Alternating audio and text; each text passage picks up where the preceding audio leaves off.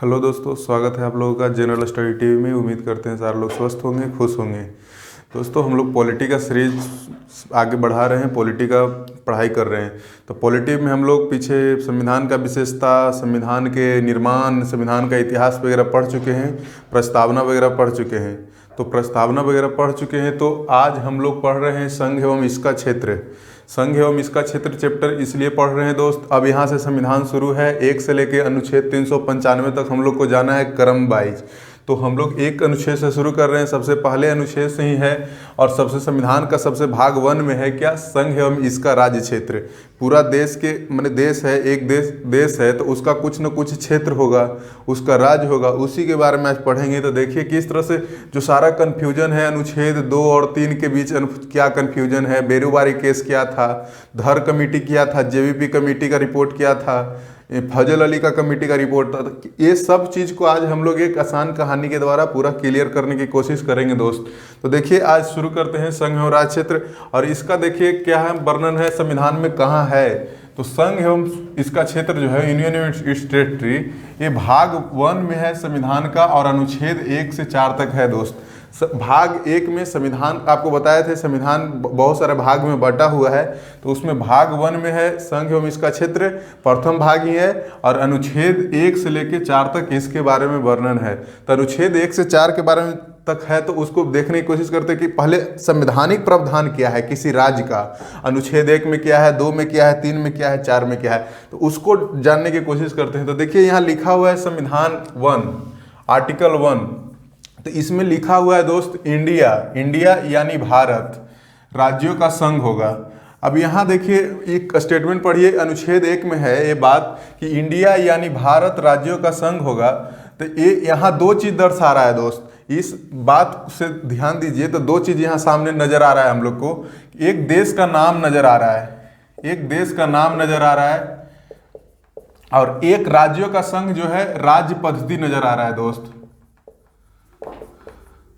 राज्य पद्धति, इसका मतलब क्या हुआ कि गवर्नमेंट किस टाइप का है, भारत में सरकार किस तरह का है, राज्य पद्धति किस तरह से चलता है, प्रशासनिक व्यवस्था किस तरह से चलता है, संघीय है कि एकात्मक व्यवस्था है, यूनिटरी फीचर है कि फेडरल गवर्नमेंट है, उसको दर्शा रहा है ये बात। और नाम को, देश का नाम को दर्शा रहा है ये बात। तो उसमें जब संविधान सभा में डिस्कशन हो रहा था, तो नाम को लेकर बहुत सारा विवाद था, मतभेद था संविधान सभा के सदस्य के बीच। कुछ लोग बोल रहे थे कि भारत का वर्तमान नाम जो आधुनिक नाम है इंडिया, उसको एक्सेप्ट किया जाए, और कुछ लोग बोल रहे थे भारत का जो परंपरागत भारत जो नाम है हिंदी का, उसको अपना लिया जाए। तो हम लोग का संविधान में क्या हुआ, संविधान सभा द्वारा अनुच्छेद 1 में बोला गया इंडिया यानी भारत, दोनों अपना लिया गया, वर्तमान आधुनिक नाम को भी और पुराना भारत नाम को भी। तो इंडिया यानी भारत दोनों अपना लिया गया। और पद्धति कैसा होगा, राज्यों का संघ होगा, यानी कि संघ होगा। क्या होगा, संघ होगा, यूनियन होगा, यूनियन ऑफ स्टेट होगा। हम लोग एक एकात्मक व्यवस्था की तरफ ही नहीं है, और एक संघीय व्यवस्था हम लोग अपना रहे हैं। राज्य पद्धति कैसा है हम लोग का, राज्यों का संघ होगा। अब इसका मतलब ये मत समझ लीजिए कि राज्यों का संघ होगा तो एक फेडरेशन है दोस्त अमेरिका में, वो फेडरेशन अलग है, हम लोग के यहाँ फेडरेशन अलग है। हम लोग का जो राज्यों का संघ है, तो राज्यों के बीच कोई समझौता नहीं है। ऐसा नहीं है कि राज्य कोई समझौता के तहत भारत के साथ जुड़ा हुआ है, राज्य जब चाहे वो अलग नहीं हो सकता है। तो इस तरह से कोई समझौता का परिणाम नहीं है, कोई राज्य भारत से बाहर भी नहीं निकल सकता है। ये अनुच्छेद का मतलब हुआ। उसके बाद देखिए क्या है, उसके बाद इसी अनुच्छेद में लिखा हुआ है, अनुच्छेद 1 में ही जो राज्य है, भारत में राज्य है, इतना सारा क्षेत्र है, उसका वर्णन कहाँ मिलेगा। हर चीज तो आप अनुच्छेद में वर्णन नहीं कर सकते हैं, नहीं तो अनुच्छेद जो 1 से 395 तक वो बहुत लंबा हो जाएगा। तो यहाँ थोड़े लिखा हुआ है, यहाँ तो सिंपल सा इंडिकेट कर दिया कि ठीक है भारत राज्यों का संघ होगा। लेकिन हर राज्य का नाम, कौन राज्यों का संघ होगा, बिहार कहाँ है, यूपी, ये सब जो राज्य का नाम है, तो वो राज्य लिखा हुआ कहाँ है, तो वो राज्य लिखा हुआ है दोस्त, इसका वर्णन संविधान के प्रथम अनुसूची में है। आपको पता है बहुत सारा 8 गो अनुसूची बनाया गया था मूल संविधान में, तो जो अभी वर्तमान समय में 12 अनुसूची है, तो 8 अनुसूची जो था, तो वो 8 गो टोटल अनुसूची था, वो पूरा संविधान के बारे में डिटेल में वर्णन वहाँ है दोस्त। हर चीज को जो अनुच्छेद में है उसका डिटेल अनुसूची में भी है। तो इस तरह से इसका वर्णन संविधान के प्रथम अनुसूची में है, जहाँ संघ राज्य क्षेत्र राज्य का वर्णन है। उसके बाद में अगला पार्ट है कि भारत का क्षेत्र, भारत किस कौन कौन, भारत का क्षेत्र क्या होगा। मान लीजिए कि इतना बड़ा भारत है, भारत में राज्य है, तो राज्यों का क्षेत्र क्या होगा, और भारत में कौन कौन सा क्षेत्र शामिल हो सकता है। तो भारत के क्षेत्र में देखिए एक बात लिखा हुआ है यहाँ, राज्य का क्षेत्र, राज्य क्षेत्र जैसे में बिहार है, यूपी है, मध्य प्रदेश, तो उसका क्षेत्र हुआ। उसके बाद में संघ क्षेत्र, यूनियन टेरिटरी आप जानते हो, केंद्र शासित प्रदेश, उसका क्षेत्र। और उसके साथ साथ अधिकृत क्षेत्र। अधिकृत क्षेत्र का मतलब हुआ कि जो क्षेत्र हमारे पास अभी वर्तमान समय में नहीं है, लेकिन भविष्य में हम कभी भी किसी दूसरे देश से कोई युद्ध के द्वारा, चाहे किसी से कोई अपने हमारे में शामिल होना चाहता है, तो उस तरह से अधिकृत कर सकते हैं। जैसे में अभी बहुत सारा एग्जाम्पल है इसका जो अधिकृत क्षेत्र का है, जैसे सिक्किम है, तो सिक्किम पहले भारत का क्षेत्र नहीं था, तो भारत में मिला।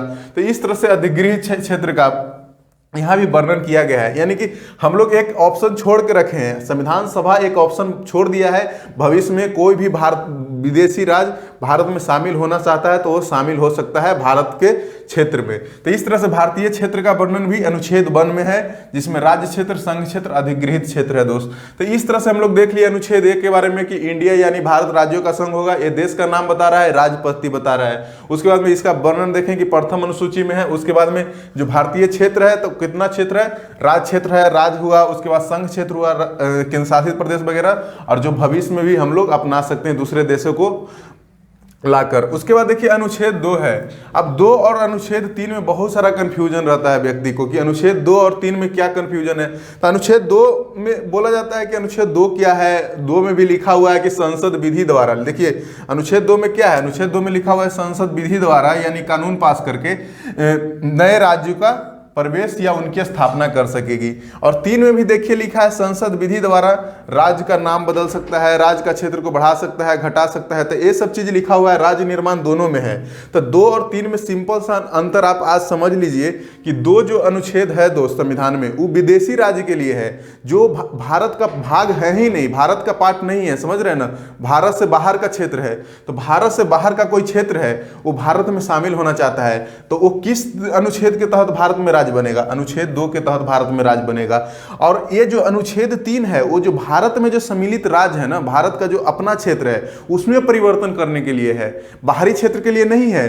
तो यहां आप सिंपल सा समझ गए होंगे कि अनुच्छेद 2 क्या है, विदेशी राज्यों के लिए है, जो विदेश में है, विदेशी राज्य है, विदेशी क्षेत्र है, उससे संबंधित है। और इसमें आप एग्जांपल एक लेकर समझ सकते हैं कि सिक्किम किस तरह से एक विदेशी क्षेत्र था, जहां चोग्याल वंश का शासन चल रहा था, तो वो अपने आप को सोचा कि हम भारत में सम्मिलित होना चाहते हैं, तो उसको किस तरह से 35वां संविधान संशोधन 1974 किया गया, और उसके बाद में भारत में एक संबद्ध राज्य का उसको उपाधि दिया गया, और अनुच्छेद 2A जोड़ा गया था, 2 क जोड़ा गया था उस समय, और एक 10वीं अनुसूची भी जोड़ा गया था। लेकिन बाद में जब उस समय जब संबद्ध राज्य का दर्जा लिया था केवल सिक्किम, बाद में धीरे धीरे उसको समझ में आया कि नहीं, हमको कंप्लीट रूप से भारत का राज्य बन जाना चाहिए। संबंध राज्य का मतलब ये समझिए कि संबंध राज्य में केवल उसका विदेशी और उसके बाद में संचार व्यवस्था और उसके बाद में डिफेंस, ये 3 चीज केवल भारत सरकार देखता था, बाकी प्रशासन खुद चलाता था। लेकिन बाद में सिक्किम को लगा नहीं, हमको पूर्ण दर्जा का स्टेटस दे दीजिए, तो पूर्ण रूप से दर्जा राज्य का कब मिल गया, 36वां संविधान संशोधन 1975 में सिक्किम पूर्ण रूप से राज्य बन गया,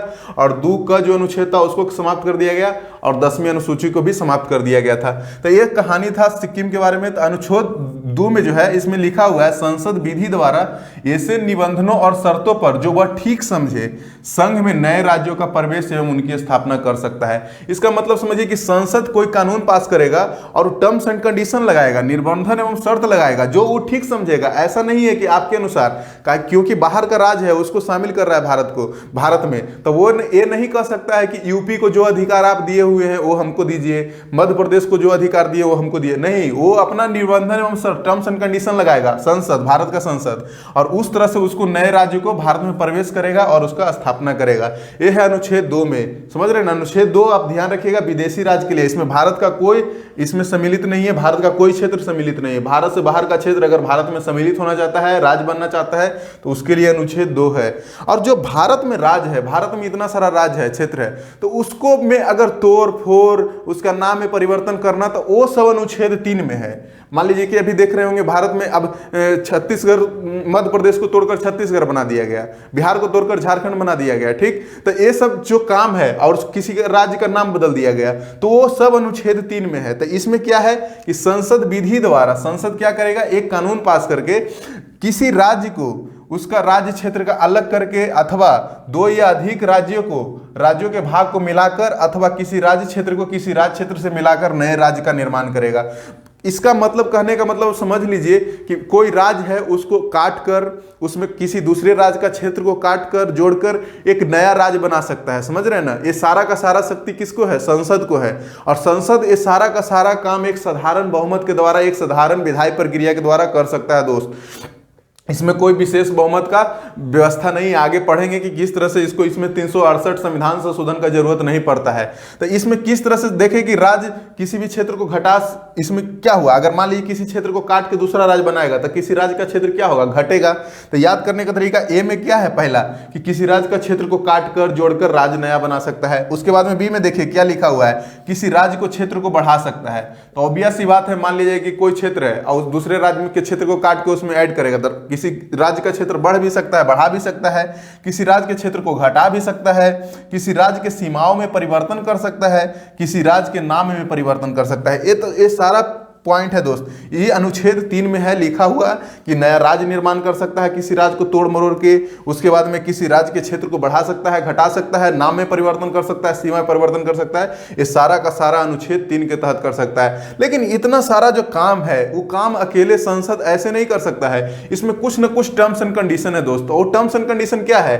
टर्म्स एंड कंडीशन है कि इसमें राष्ट्रपति का पूर्व मंजूरी चाहिए। ऐसा अगर कोई विधेयक पेश हो रहा है संसद में तो इसमें राष्ट्रपति का पूर्व मंजूरी चाहिए। और आपको पता है कि राष्ट्रपति का क्या स्टेटस है भारत में, तो वो राष्ट्रपति को मंजूरी देना ही पड़ता है। तो समझिए कि मुख्य रूप से संसद को ही पावर चल गया, तो संसद पावरफुल हो गया। तो राष्ट्रपति अपना पूर्व मंजूरी देते हैं। इसमें एक याद रखिएगा बात, अनुच्छेद 3 में राष्ट्रपति पूर्व मंजूरी देंगे इस विधेयक पर। किसी क्षेत्र को नया राज्य बनाना है, नाम बदलना है, क्षेत्र को बढ़ाना है, घटाना है, तो राष्ट्रपति का पूर्व मंजूरी होगा। और एक बात और ध्यान रखिएगा, राष्ट्रपति पूर्व मंजूरी देने से पहले जिस राज्य के क्षेत्र में परिवर्तन किया जा रहा है, किसी राज्य के क्षेत्र को घटाया जा रहा है, बढ़ाया जा रहा है, नाम में परिवर्तन किया जाता है, उस राज्य के विधानमंडल से मत जानने का अधिकार है। मत जानने के लिए माने कि भेज सकता है राज्य के विधान। मान लीजिए कि एग्जांपल लीजिए कि बिहान हो के कल अगर मान लीजिए तमिलनाडु में कोई बदलाव किया जा रहा है, तमिलनाडु में कोई चेंजिंग किया जा रहा है और तमिलनाडु के विधानमंडल को भेजा जाएगा राष्ट्रपति के द्वारा, और राष्ट्रपति के द्वारा भेजा जाएगा। और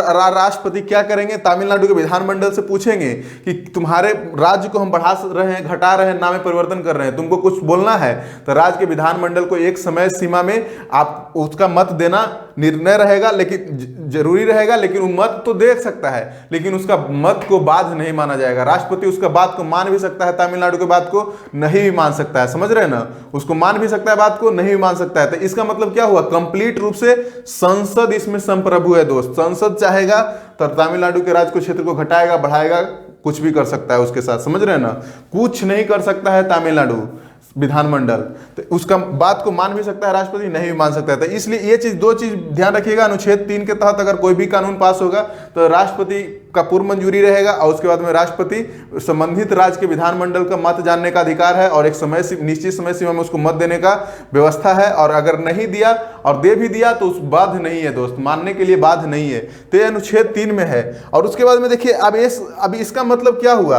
अब अमेरिका में देखिए सिचुएशन अलग है। अमेरिका में अगर केंद्र चाहे, सेंटर चाहे, तो अमेरिका के राज्य को तोड़ नहीं सकता है। समझ रहे हैं? लेकिन भारत का राज्य चाहे तो भारत के राज्य को क्या कर सकता है? तोड़ सकता है। भारत के राज्य को तोड़ रहा है ना, तमिलनाडु को तोड़ सकता है, छत्तीसगढ़ को मध्य प्रदेश के तोड़ दिया, आंध्र प्रदेश के करंट एग्जांपल लीजिए, तोड़ दिया, तेलंगाना बना दिया। लेकिन अमेरिका में क्या है? नहीं तोड़ सकते हैं। वहां अलग चीज है, वहां बोला जाता है अविभाज्य राज्य का अविभाज्य संघ है, लेकिन भारत में विभाज्य राज्यों का अविभाज्य संघ है। भारत चाहेगा तो राज्य को तोड़ सकता है, लेकिन राज्य भारत से अलग नहीं हो सकता है, संघ को नहीं तोड़ सकता है। तो ये बात ध्यान रखिएगा, भारत विभाज्य राज्यों का अविभाज्य संघ है, और अमेरिका जो है एग्जांपल है अविभाज्य राज्यों का अविभाज्य संघ का एग्जांपल है। तो ये हम लोग अनुच्छेद 3 में देखें। उसके बाद अनुच्छेद 4 देखिए। अनुच्छेद 4 क्या है? अनुच्छेद 4 जो है अनुच्छेद 2 और 3 के जो संविधान में है, संविधान के अनुच्छेद 368 के तहत संविधान संशोधन से नहीं माना जाएगा। जो अनुच्छेद 2 और अनुच्छेद 3 में जो प्रोविजन है, प्रावधान किया जाएगा, संसद के द्वारा कानून पास किया जाएगा, वो अनुच्छेद 368 से बाहर रहेगा। ऐसा नहीं है कि ये दोनों काम करने के लिए संविधान संशोधन करने की जरूरत पड़ेगा। अब क्यों ऐसा किया गया? क्योंकि अगर संविधान संशोधन, आपको पता है कभी कभी संविधान संशोधन में विशेष बहुमत का जरूरत होता है, और कभी कभी राज्य की मंजूरी की भी जरूरत होता है, तो बहुत लंबा चौड़ा हो जाएगा, माने मुश्किल हो जाता है ये सब काम करना। लेकिन वही बोल दिया गया अनुच्छेद 4 प्रोटेक्ट करता है, ये सब चीज को समझिए कि संरक्षण देता है। और बोल दिया गया कि अनुच्छेद 2 और अनुच्छेद 3 से संबंधित अगर कोई भी काम होता है तो संविधान संशोधन अनुच्छेद 368 के तहत नहीं माना जाएगा, उससे बाहर है। एक साधारण विधायी प्रक्रिया के द्वारा ये दोनों काम हो सकता है। तो इतना समझ लिए हम लोग। उसके बाद देखिए, अब इसका मतलब ये हुआ कि अच्छा ठीक है, अब राज्य को, इस संसद को इतना ज्यादा शक्ति मिल गया कि कुछ भी कर सकता है राज्य के साथ। तब एक केस आया था दोस्त, बेरूबारी संघवाद। तो बेरूबारी संघवाद में क्या था कि एक क्षेत्र था, जब आपको पता है कि भारत और पाकिस्तान, जब भारत आजाद हुआ था, भारत पाकिस्तान दो नया राज्य बना था, तो दो नया राज्य बना रहा था, तो दोनों के बीच समझिए कि सीमा विवाद को लेकर बहुत ज्यादा विवाद हो रहा था कि किस तरह से देश का बंटवारा किया जाए। तो आपको पता है कि रेड क्लिफ नाम का एक व्यक्ति के नेतृत्व में एक कमेटी बनाया गया था जो बॉर्डर ड्रॉ किया था भारत और पाकिस्तान के बीच। तो रेड क्लिफ लाइन इसको बोला जाता है। भारत और इधर ईस्ट पाकिस्तान था और भारत इधर वेस्ट पाकिस्तान था, दोनों के बीच रेड क्लिफ लाइन बनाया गया। और ये रेड क्लिफ लाइन था जो उसमें रेड क्लिफ थे, वो केवल और केवल जो जितना भी किनारे किनारे जो यहाँ थाना था ना, वो थाना को ही लेके बांट दिया। अब थाना था, सब थाना को मिलाया और थाना के इधर इस साइड वाला इलाका को बोल दिया कि चलो पाकिस्तान में है, और थाना के इस साइड वाले इलाका को बोल दिया गया कि वो इंडिया में है। तो लेकिन यहाँ एक गड़बड़ हो गया था। गड़बड़ क्या हो गया था कि यहाँ जो रीजन है साउथ थाना नंबर न्यू जलपाईगुड़ी रीजन है एक पश्चिम बंगाल में, और न्यू जलपाईगुड़ी रीजन में थाना नंबर 12 था 12। उसका जो दक्षिण वाला भाग था ना, दक्षिण वाला भाग बांग्लादेश में माने ईस्ट पाकिस्तान में जाना चाहिए था, वो रह गया था भारत में। और उसका उत्तर वाला भाग जो भारत में रहना चाहिए था वो चला गया था पाकिस्तान, यहाँ ईस्ट पाकिस्तान में। तो उसके लेकर बहुत ज्यादा विवाद हुआ कि ये जो क्षेत्र है इसको पाकिस्तान को सौंप देना चाहिए और जो उत्तर वाला क्षेत्र है वो भारत को सौंप देना चाहिए। तो इसको लेकर विवाद चला। तो संसद को लगा ना कि हमको ये अनुच्छेद 3 में पावर है ही कि किसी राज्य के क्षेत्र को हम घटा सकते हैं, बढ़ा सकते हैं। तो क्या करते हैं कि हम दे देते हैं इस क्षेत्र को पाकिस्तान को आसानी से। तो इसके पीछे पहले बहुत विवाद हुआ। 1952 में आपको पता है कि पाकिस्तान राजनीतिक रूप से विवाद खड़ा किया कि ये क्षेत्र हमको दो। और उसके बाद में नेहरू नून समझौता हुआ 1958 में, आपको पता है उसमें नून जो थे पाकिस्तान के प्रधानमंत्री थे, तो नेहरू नून समझौता हुआ, उसमें नेहरू बोल दिए थे कि ठीक है हम क्षेत्र दे देंगे। लेकिन क्षेत्र दे देंगे तो उनको ये बात समझ में आ रहा था नेहरू जी को कि ये बात कहीं नहीं लिखा हुआ है अनुच्छेद 3 में। ये तो लिखा हुआ है कि मान ली कि पश्चिम बंगाली राज्य है, ठीक है, यहाँ पे पश्चिम बंगाल राज्य है, तो पश्चिम बंगाल राज्य का कोई इलाका है उसको तो हम काट सकते हैं, ठीक है काट सकते हैं। लेकिन ये बात नहीं लिखा हुआ है अनुच्छेद 3 में कि ये क्षेत्र को हम किसी दूसरे देश को दे सकते हैं। समझ रहे हैं ना, किसी दूसरे देश के देने के बारे में कहाँ लिखा हुआ है। अनुच्छेद 3 आप पूरा पढ़ चुके हैं, उसमें कहीं नहीं लिखा हुआ है कि आप दूसरे देश को दे सकते हैं। केवल देश के अंदर ही क्या कर सकते हैं, इस क्षेत्र को काट के एक नया राज्य बना सकते हैं, किसी दूसरे राज्य में जोड़ सकते हैं, ठीक ना, देश के अंदर कर सकते हैं, लेकिन दूसरे देश को नहीं दे सकते हैं। ये बात नहीं लिखा हुआ था। तो जब कोई चीज नहीं लिखा हुआ रहता है तो किसके पास जाएगा सलाह लेने के लिए, सुप्रीम कोर्ट के पास जाएगा। संविधान में कोई बात नहीं लिखा हुआ है तो सुप्रीम कोर्ट के पास जाएगा। तो नेहरू उसमें प्रधानमंत्री थे, तो उसमें राष्ट्रपति थे डॉक्टर राजेंद्र प्रसाद। तो राजेंद्र प्रसाद को बोला गया कि आप सुप्रीम कोर्ट से सलाह लीजिए। आपको पता है कि अनुच्छेद 143 के तहत सुप्रीम कोर्ट से सलाह मांगने का अधिकार है राष्ट्रपति को। तो वो राष्ट्रपति राजेंद्र प्रसाद सलाह मांगते हैं सुप्रीम कोर्ट से, बोलते हैं कि क्या मैं इस इलाका को, जो विवादित इलाका है, ये मैं बांग्लादेश बार बार निकल रहा है, ईस्ट पाकिस्तान का इलाका है दोस्त। उसमें 1960 में आपको पता है 1971 में बांग्लादेश देश बना था। तो ये इलाका क्या हम ईस्ट पाकिस्तान को दे सकते हैं? तो सुप्रीम कोर्ट साफ साफ मना कर दिया कि नहीं, ऐसे आप नहीं दे सकते हैं। इसको दे सकते हैं, लेकिन आपको क्या करना पड़ेगा। इसके लिए सुप्रीम कोर्ट बोला, अनुच्छेद 143 के तहत जब राष्ट्रपति सलाह लिए थे तो उसमें बोला गया था सुप्रीम कोर्ट के द्वारा कि अनुच्छेद 3 में कहीं भारतीय क्षेत्र को अन्य देश को देना शामिल नहीं है। आपको पता है कि अनुच्छेद 3 में आप राज्य का क्षेत्र को तो घटा सकते हैं, लेकिन दूसरे देश को नहीं दे सकते हैं, ये शामिल नहीं है। इसके लिए आपको संविधान संशोधन की जरूरत पड़ेगा, क्योंकि अनुच्छेद 3 के तहत अगर आप एक काम करिएगा तो आपको संविधान संशोधन करना नहीं पड़ेगा, एक साधारण विधायी प्रक्रिया के द्वारा कर दीजिएगा। लेकिन नहीं, आपको दूसरे देश को देना है ना क्षेत्र को काट के, तो इसके लिए संविधान संशोधन का जरूरत पड़ेगा, जो अनुच्छेद 368 के तहत यहां लागू होगा। तो वो संविधान संशोधन करना पड़ा। और उसके बाद आपको पता है कि 9वां संविधान संशोधन पास हुआ, और 9वां संविधान संशोधन अधिनियम 1960 में पास हुआ, और वो विवादित इलाका समझिए कि ईस्ट पाकिस्तान को स्थानांतरित कर दिया गया। उसके बाद में अब एक बात और आया कि अच्छा ठीक है, अब हर चीज के लिए ऐसे संविधान संशोधन करना पड़े तो बहुत मुश्किल हो जाएगा। कल हो के मान लीजिए कोई विवाद है, बॉर्डर डिस्प्यूट है, समझिए कि सीमा निर्धारण का विवाद शुरू हो जाए, तो उसको भी ठीक करने के लिए क्या संविधान संशोधन करना पड़ेगा। तो सुप्रीम कोर्ट बोला कि नहीं, उसको आपको निर्धारण करने माने सीमा विवाद को निर्धारण करने के लिए आपको संविधान संशोधन नहीं करना पड़ेगा, वो आप एक कार्यपालिका के आदेश के द्वारा कर सकते हैं। लेकिन एक चीज ध्यान रखिए कि अगर कोई क्षेत्र आपको विदेशी क्षेत्र को देना हो, किसी विदेशी देश को देना हो, तो उसके लिए संविधान संशोधन करना पड़ेगा। सीमा निर्धारण का विवाद आप एक कार्यपालिका के आदेश के द्वारा सुलझा सकते हैं, लेकिन किसी क्षेत्र को अगर दूसरे देश को देना हो तो उसके लिए संविधान संशोधन करना पड़ेगा। तो आपको पता होगा, एक करंट में आप जान रहे हो कि बांग्लादेश के साथ आपको पता है कि क्षेत्रों का आदान प्रदान हुआ था दोस्त। तो बांग्लादेश के साथ क्षेत्रों का आदान प्रदान हुआ था, इसमें पूरा डिस्प्यूट सुलझ नहीं गया था, इसमें समझिए कि बहुत सारा डिस्प्यूट था, लेकिन कुछ इलाका का विवाद तो सुलझ गया 9वां संविधान संशोधन 1960 के द्वारा, लेकिन बहुत सारा विवाद उसमें सुलझ नहीं पाया। जो विवाद आपको पता है 2015 में सुलझ पाया। तो 2015 में एक 100वां संविधान संशोधन पास किया गया, क्योंकि ए में भी बहुत सारा क्षेत्र जो था, बहुत सारा गांव है भारत में था जो बांग्लादेश को देना था, अब बहुत सारा गांव जो बांग्लादेश में पड़ रहा था वो भारत को देना था, तो भारत के क्षेत्र में आना चाहिए था। तो उसके लिए भी, क्योंकि क्षेत्र आदान प्रदान का बात है, तो इसमें 100वां संविधान संशोधन अधिनियम 2015 पास किया गया। और 2015 पास किया गया, इसमें पता होगा कि भारत 111 गांव समझिए बांग्लादेश को दिया और बांग्लादेश 51 गांव भारत को दिया था, ट्रांसफर हुआ था। तो इस तरह से हम लोग क्षेत्रों का आदान प्रदान देखें। अब इतना जरा जब ये संवैधानिक प्रावधान देख लिए किस तरह से अनुच्छेद 1, 2, 3, 4 काम कर रहा है संविधान में, इसके लिए प्रावधान है। उसके बाद में देख लिए कि किस तरह से केस आया बेरुबारी संघवाद, बांग्लादेश का क्षेत्र का आदान प्रदान, और उसके बाद में देखिए 1950 में भारतीय क्षेत्र का स्थिति क्या था।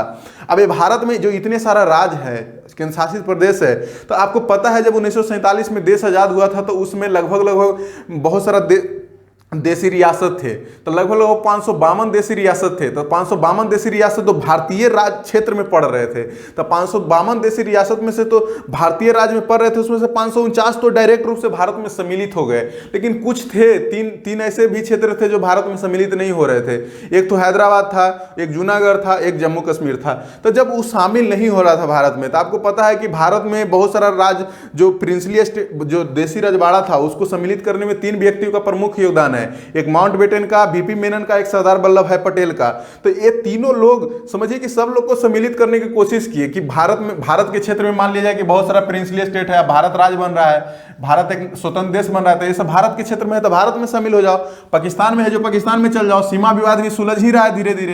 तो 552 में से 549 तो मुख्य रूप से शामिल हो गया। लेकिन एक समझिए कि हैदराबाद था, तो हैदराबाद को भी आपको पता है कि ऑपरेशन पोलो चलाया गया और उसको भी सैनिक कार्रवाई करके शामिल कर लिया गया। और जूनागढ़ का कहानी था दोस्त कि जूनागढ़ में समझिए कि जनसंख्या जो वहां का था वो हिंदू जनसंख्या ज्यादा था, लेकिन वहां का राजा मुस्लिम था, तो वहां जन्म संग्रह करवाया गया। तो ऑब्वियस सी बात है, जन्म संग्रह करवाएंगे तो ज्यादा जनसंख्या हिंदू का है तो भारत में ही रहना चाहेगा, तो वो भी शामिल हो गया। लेकिन आपको जम्मू कश्मीर का मामला आप देखे थे कि जम्मू कश्मीर में वहाँ का राजा हरि सिंह थे, बोले कि नहीं हम भारत में भी नहीं शामिल होंगे, पाकिस्तान में शामिल होंगे।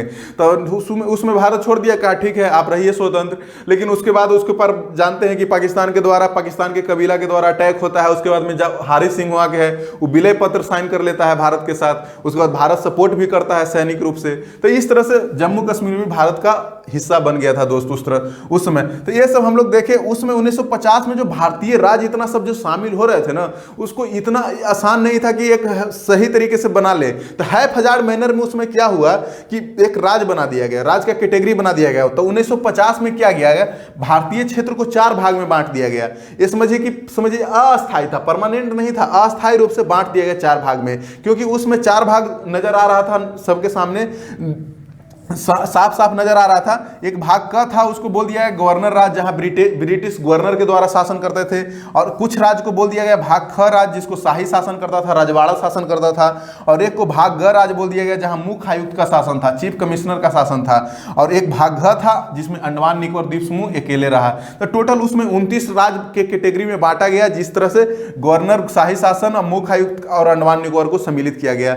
लेकिन ये अस्थायी था दोस्त, इस तरह से चला पाना संभव नहीं था, क्योंकि ये जो गवर्नर राज थे और शाही प्रशासन, तो ये जो कैटेगरी था ना, इसमें बहुत सारा कल्चर के मानने वाले, सेम कल्चर के मानने वाले लोग, कुछ लोग इसमें शामिल हो गए, कुछ लोग इसमें शामिल हो गए। मान लीजिए कि एक राज्य है, अब एक राज्य में मान लीजिए कि आधा भाग यहाँ कल्चर दोनों का सेम है, कल्चर सेम है, लेकिन आधा भाग शामिल हो गया कहाँ, आधा भाग शामिल हो गया शाही शासन वाला भाग खा राज में और आधा भाग शामिल हो गया भाग क राज में। तो इससे क्या हुआ, दिक्कत हो गया। तो दिक्कत हो गया क्योंकि दोनों अब अलग अलग बट सेम भाषा के लोग हैं, सेम संस्कृति के लोग हैं, तो दोनों एक राज मिलना चाह रहे हैं। तो ये सब चीज करने के लिए भाषा के आधार पर राज बनाने का डिमांड हुआ कि भाषा के आधार पर राज बना दो।